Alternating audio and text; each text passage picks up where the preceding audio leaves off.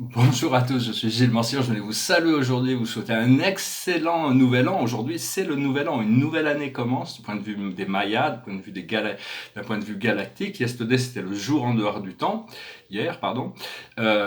Personnellement, j'ai voulu célébrer cette année, je me suis retrouvé à passer toute la journée dans des futilités pour prendre cette prise de conscience à la fin de la journée, et donc c'était pas la peine, j'aurais mieux fait de peindre plutôt que de partir dans des futilités toute la journée. Mais enfin bon, aujourd'hui, on commence cette nouvelle année. J'espère que vous aurez un nouveau cycle cosmique qui se prépare. Il y a Sirius qui s'élève, il y a la porte du lion qui va s'ouvrir. Et donc voilà, je voulais venir célébrer ça. Aujourd'hui, c'est très important. C'est une journée importante. C'est une journée de célébration. Je vais parler de différentes idées qui sont qui sont un peu assez différentes les unes des autres, enfin, qui sont relayées à cette prise de conscience, cette ouverture de l'esprit on est en train de redécouvrir toutes sortes de choses, tous les jours, il y a des nouvelles informations qui viennent à nous. Alors je vais juste regarder rapidement passé, présent, futur, l'invisible et le visible. Le passé, c'est l'équilibre. Le présent, c'est là, on est arrivé à l'équilibre, c'est la justice. Et le futur, c'est le doute, c'est-à-dire il peut y avoir encore des doutes, il peut y avoir encore des résistances, c'est-à-dire que l'esprit va continuer à nous proposer ces anciennes choses du passé jusqu'au moment où il n'y aura plus de doutes, où tous les doutes seront éliminés, et à ce moment-là, l'idée ne sera même plus représentée. C'est-à-dire que l'esprit soutient aussi bien nos faiblesses que nos forces. Si on a une faiblesse, l'esprit va nous proposer cette faiblesse, de continuer dans cette chose jusqu'au moment où le doute est complètement éliminé. Et à partir de là, il faut continuer à travailler sur nous-mêmes, trouver le travail qui nous rend joyeux, qui nous rend heureux. Ce que l'on travaille actuellement, c'est la réparation de notre corps physique, la réparation de notre vie matérielle, la réparation de notre connexion de tous nos corps éthériques, la guérison. Et l'aboutissant, ça va être le repos, ça va être pouvoir se reposer quand même, parce qu'il va y avoir tous ces nouvelles en commence, donc il faut pouvoir se régénérer, donc c'est très important. Et j'ai l'impression que je vais finalement pouvoir être autorisé de prendre quelques vacances, ce qui va faire du bien. Alors, je voulais d'abord parler des baleines. C'est bien aimé baleines, tout le monde sait ce que c'est que des baleines. Ce sont des sortes de gros mammifères qui vivent dans les océans. Ils sont là depuis assez longtemps. En essence, pour ceux qui peuvent le concevoir, c'est des extraterrestres, c'est des êtres qui viennent d'une étoile qui s'appelle Canopus. Et c'est des êtres de la 8e dimension, c'est-à-dire que elles sont tellement grosses, mais en réalité, il ne s'agit pas d'une âme individuelle comme les dauphins ou comme nous, mais des âmes collectives qui viennent pour apprendre à vivre dans un corps physique en collectivité, pour arriver à gérer l'ensemble de leurs énergies. On va apprendre à respecter, à aimer, on les adore ces baleines. Et tout, chaque fois que je vois des baleines, je ne vois pas trop dans mon monde terrestre, là où je vis actuellement, mais quand je les vois à la télé, j'en vois de la lumière à l'intérieur de tous ces êtres pour connecter, communier avec elles. Et elles ont un champ, elles ont un moyen de communication. Si on lâche prise sur le mental, on peut arriver à comprendre leur communication. La première fois, je recevais un massage, il y a 10 ans, 15 ans, et puis la personne qui faisait le massage avait mis le chant des baleines. Et je ne sais pas pourquoi, ce moment-là, j'ai compris toute leur conversation. C'était assez extraordinaire de voir qu'elles se plaignaient de ci, qu'elles étaient maltraitées, puis elles parlaient des enfants, et puis elles parlaient... C'est comme si ce langage des baleines m'avait été ouvert pour un moment, et je pouvais comprendre intuitivement tout ce qui était échangé. Donc ce sont des êtres merveilleux, il faut respecter les cétacés. Les cétacés sont des extraterrestres qui sont venus là en service pour la planète pour maintenir une fréquence que l'homme n'est pas encore capable de maintenir. On vit sur une planète extraordinaire, la nature, on découvre toujours des nouveaux animaux. Envoyez votre amour et votre lumière à tous ces animaux aussi qui, à cause des changements climatiques, sont en train de disparaître, des espèces qui disparaissent. Envoyez-leur leur amour, même si elles doivent disparaître, au moins ils savent qu'ils sont aimés à travers vos pensées, vos intentions. Tous les animaux sauvages, c'est complètement... Enfin bon, je sais qu'il y a encore du braconnage, on assassine des animaux sauvages pour des trophées et des choses comme ça, mais bon, ces choses vont disparaître de toute manière. Euh,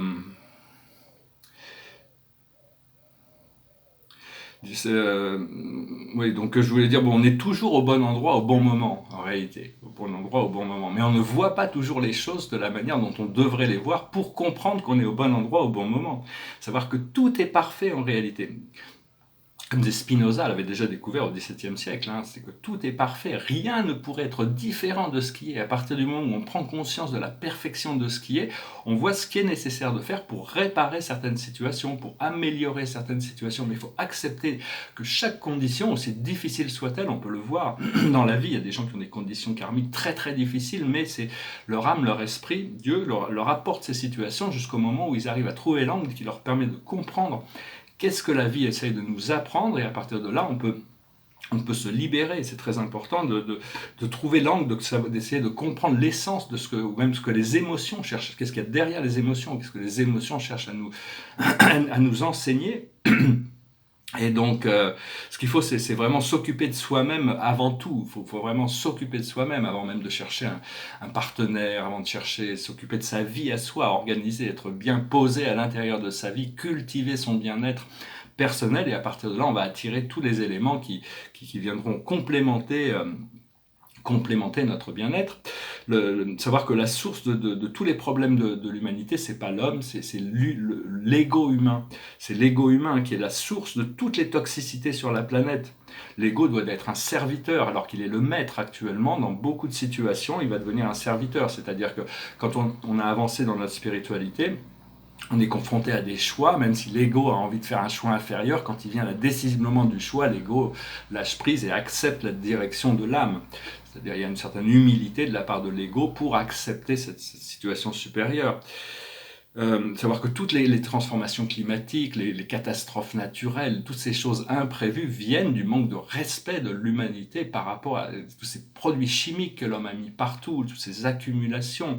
C'est énormément de toxicité. Il va falloir prendre conscience et se responsabiliser. C'est pas juste de passer en mode électrique, hein. Ça rien, c'est au niveau émotionnel. C'est les émotions qui conditionnent, et toutes ces émotions négatives sont une forme de pollution de toutes les eaux. L'eau, ça englobe toute la planète. Et c'est la partie principale de notre corps physique. Et donc, il faut envoyer de l'amour et de la lumière à de l'eau, hein, et à l'intérieur de nous, il y a des élémentaux qu'on appelle des ondines qui travaillent. C'est eux qui quand même nous rendent un énorme service, parce que c'est l'eau qui nettoie tout, hein, quand même. Et donc, la Terre souffre énormément à partir de l'homme où a découvert cette nouvelle technologie, toute la chimie et tout ça. Il continue à puiser toutes ces ressources de manière frénétique, hein, sans aucune compréhension que toutes ces choses sont les organes de la Terre. Et il continue à polluer, parce que l'eau est tellement dégradée sur Terre, on a l'impression que la mer est une poubelle, hein. Les gens se disent, ah ben non, nous on a des usines nucléaires ou tout ça, mais on rejette pas nos déchets nucléaires dans les rivières, on l'envoie dans la mer. Alors il n'y a aucun problème puisque ça va dans la mer, mais la mer n'est pas une poubelle, et la plus grosse source de pollution de la mer, ce sont certains fleuves africains et certains fleuves asiatiques. Il y a besoin de filtrer tout ça, de nettoyer tout ça pour arrêter de polluer l'océan.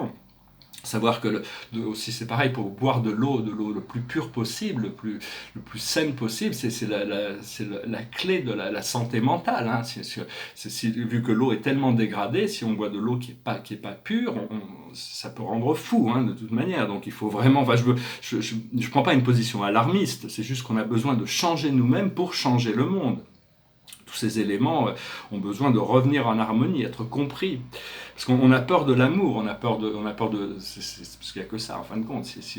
Toutes les peurs viennent de la peur d'aimer, ou la peur de recevoir l'amour. Donc il faut travailler tous les jours pour s'aimer un peu plus soi-même, aimer un peu plus la vie. Et donc voilà, je voulais venir savoir aussi que la mort n'apporte pas le salut. Il y a beaucoup de gens qui partent actuellement. Si les gens partent, et c'est la seule chose que la mort nous apprend, c'est que la vie continue après la mort. C'est la seule chose que ça nous apprend. Donc il faut envoyer des bonnes pensées, il faut envoyer des anges aux gens qui sont décédés pour les aider, les assister, envoyer des archanges, appeler les archanges pour les assister. Si quelqu'un est très éveillé dans sa conscience, quand il décède, il va très haut dans les plans astraux, il est libéré. Mais beaucoup de gens ne sont pas à ce niveau, donc ils décèdent, ils sont recomposés dans des plans astraux, qui est une sorte de terre parallèle, avec les mêmes problèmes qu'ils avaient avant.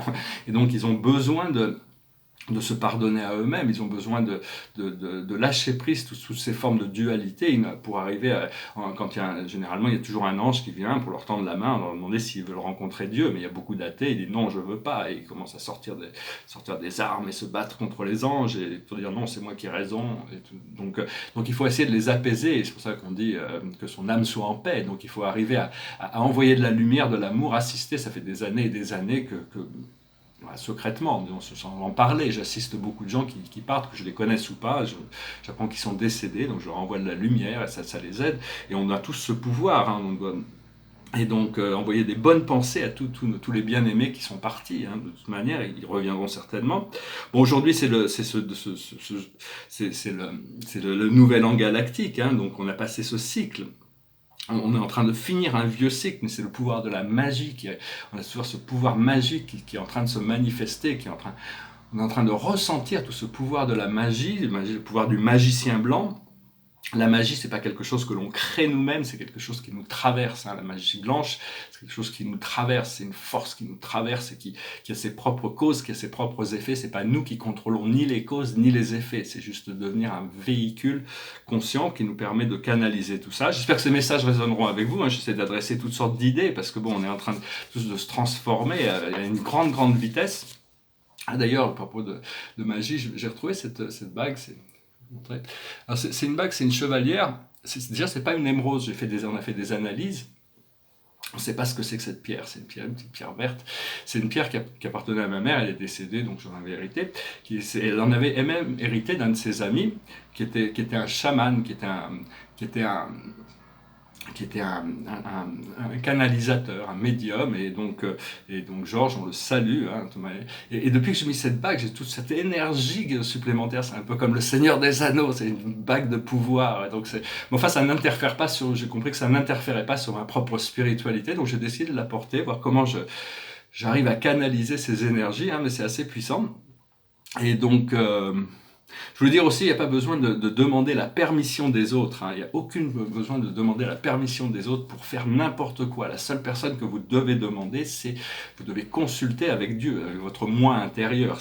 C'est la seule personne. Parce qu'on est vraiment en train de se transformer, d'être linéaire, de la 3e et la 4e dimension, en être quantique, de la 4e et 5e dimension. Donc, ces choses quantiques, on est toujours, bon, on est linéaire, hein, j'ai un agenda, hein, comme tout le monde, je prends des notes, je prends des choses, mais bon, éventuellement, il y a ces moments où on arrive à lâcher prise sur tout ça pour arriver à ce monde quantique, et on est en train de se transformer. Je vais tirer quelques cartes. Je regardais un film hier, un film à la télévision, c'est-à-dire que les humains ont beaucoup de fausses idées sur la civilisation égyptienne. C'est une civilisation beaucoup plus paisible, beaucoup plus consciente, beaucoup plus intelligente que ce que l'on peut l'imaginer aujourd'hui. Et ils n'avaient pas un culte de la mort comme les scientifiques contemporains peuvent le penser. Ils avaient un culte de l'immortalité. Et ils préparaient l'immortalité pendant leur vie. Ils n'étaient pas et Anubis n'est pas un dieu maléfique, le gardien de la porte des morts. C'est l'archange Métatron qui surveille le portail. Hein. Tous ces êtres sont bienveillants, bien qu'il y a peut-être certains archétypes qui pouvaient être négatif aussi à l'époque. Enfin, c'est après ça, chacun perçoit la vie comme il la perçoit, mais en réalité, tout est tout est amour, tout est lumière. C'est jusqu'à l'intérieur de cette 3e, 4e dimension, il y a des forces polarisées, il faut les dépasser pour arriver à atteindre le salut, le samadhi. La plus haute sagesse pour nous aujourd'hui, c'est l'Asie. Alors je sais que je vais aller en Asie là bientôt, ça va être assez extraordinaire. Et je sais qu'il y a même des gens, des spirites m'informent qu'il y a certaines personnes très riches, très puissantes en Asie par exemple, qui vont venir participer à mon projet, ce qui est bien parce que ça me permettra d'avoir les connexions au moment où je vais arriver dans ces pays. Ça sera beaucoup plus facile d'avoir le soutien de personnes qui sont déjà bien installées dans ces pays. Mais enfin là, ça parle vraiment du samadhi, il arrive à s'élever au-dessus des choses. Regardez la sérénité, la lucidité. Ce que l'on doit comprendre, c'est la santé. C'est toujours trouver des moyens de boire plus d'eau, de l'eau toujours pure, naturelle, fraîche, essayer de s'alimenter le plus sainement possible, faire un peu de sport. Bon, s'il fait trop chaud, faut pas s'épuiser non plus, mais il faut garder la santé de notre corps physique. Santé, c'est la santé du corps physique, et santé mentale aussi, ça nous ramène notre émotion en alignement. Ce que l'on doit faire, c'est les Celtes, c'est connecter avec ces forces naturelles. Celtes, c'est la connaissance de cette magie blanche qui peut s'exprimer en nous. Il n'y a pas de manipulation, il n'y a pas de contrôle sur les forces magiques qui nous traversent. C'est juste un pouvoir qui est commandé depuis une dimension supérieure qui passe à travers nous et qui accélère les procédés de manifestation. Et l'aboutissant, c'est les phobies, c'est arriver à éliminer toutes ces peurs qui sont illusions, toutes ces peurs qui sont séparations. Et donc, il faut arriver à lâcher prise sur tous les amours qui ne sont pas partagés, tous ces gens, arriver à pardonner l'impardonnable, arriver à aimer les gens qui ne nous aiment pas, arriver à lâcher prise sur toutes ces choses pour pouvoir se délivrer de tout ça. Et à partir du moment où on va attirer les bonnes connexions, on pourra reconnecter avec la mer. La mère Terre, la Terre est une vraie planète, la mère de l'univers, l'esprit de l'univers, le Saint-Esprit. Le Saint-Esprit est vraiment une des forces primordiales, c'est le premier créateur, le premier esprit qui s'installe dans un univers local. C'est la force féminine qui vient même avant que le Père créateur vienne et co-crée tous ces familles célestes. Donc la mer, c'est reconnecter avec la mer, hein, c'est reconnecter avec cet état de réceptivité. On doit toujours être dans l'état de réceptivité.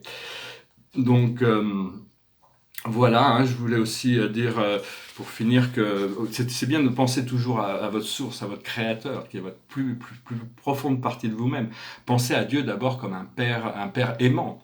Un père aimant, c'est-à-dire Dieu est. Après ça, pensez à Dieu comme un guide intérieur. Dieu est à l'intérieur de nous. Et finalement, pensez à Dieu comme votre meilleur ami. Vous existez à l'intérieur de Dieu. Une fois que cette prise de conscience est là, toutes ces forces de la dualité sont désactivées, forcément, puisque tout est unifié dans l'amour de Dieu. Donc il faut abandonner les dogmes anciens pour retourner à cette force primordiale de l'unification, de l'amour, de la sagesse. Donc voilà, je venais vous saluer aujourd'hui. Je peux peut-être faire une petite pause là. Et derrière moi, c'est un des tableaux, un des premiers portraits que j'avais fait en 2006, pas un des premiers, mais enfin c'est un portrait, ça s'appelle La femme en jaune. C'était une femme asiatique, c'était une asiatique qui était le modèle, mais ça ressemble un peu à une africaine, là, parce que les couleurs, mais enfin il y a tout un dynamisme dans ce tableau. Et ici, ça fait partie de ma première série de tableaux. C'est un tableau que mon père j'avais acheté en 1990, au début, quand je peignais, pour me soutenir, disons. Et c'est un tableau, c'est un poème de Confucius, il aura besoin d'être bien encadré, mais c'est un poème de Confucius, et tous ces premiers tableaux de 1989-90 étaient des tableaux qui étaient des sortes de grands tableaux avec toutes sortes de fonds, mais il y avait toujours un poème dessus, qui était un poème généralement de Confucius, de Lao Tse, des transcripts de la vérité par Dieu. Il y avait un peu de Baudelaire, il y avait un petit peu c'était le dharma du Bouddha, la science ésotérique du non-être. C'était jamais mes propres poèmes, c'était toujours des réflexions de philosophie. Mais enfin, ils fonctionnent encore très très bien, hein, ils sont très sages, disons. Je vais finir avec une chanson, et puis je vais tirer une dernière carte avec... c'est une petite chanson simple, qui s'appelle L'amour. It goes like this. C'est une chanson de John Lennon. Love is real, real is love. Love is feeling, feeling love. Love is wanting to be loved. Love is touch, touch is love. Love is reaching, reaching love. Love is asking to be loved. Love is you, you and me. Love is knowing we can be. Love is free, free is love. Love is living, living love. Love is needing to be loved. À très Très belle chanson, hein. Merci beaucoup de rester jusqu'à la fin. Je vous remercie d'aimer, de souscrire, de partager, de commenter. L'amour est gratuit, hein. L'amour, c'est vivre. Vivre l'amour. L'amour, c'est avoir besoin d'être aimé aussi. Mais on est déjà aimé infiniment de notre source, de notre Créateur. À partir de ça, on a rétabli cette connexion. Cette connexion peut se rétablir avec toute la famille de Dieu. Mais c'est vrai, cet amour essentiel commence par l'amour du cœur, notre propre amour que l'on peut continuer à développer, hein, tous les jours un petit peu plus, s'acheminer dans des octaves d'amour toujours supérieures. Il n'y a pas de fin, là. Dieu est un amour infini, une sagesse infinie, donc il faut faire confiance que tout est parfait, c'est juste une question de... Après ça, bon, s'il y a des gens qui peuvent nous... ne pas remplir leur contrat d'âme, il faut leur pardonner, hein, que la vie va toujours s'adapter de toute manière. Alors, une carte pour la journée, c'est de Whirling Goddess, la déesse tourbillonnante.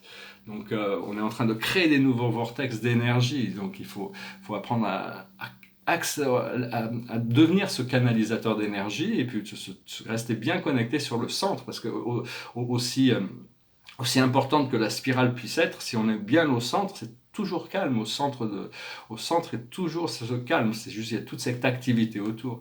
Je vous remercie, je vous souhaite une excellente journée, je vous salue, je vous souhaite une très bonne année pour toute cette année galactique qui commence aujourd'hui, puis je vous dis à très bientôt, namasté.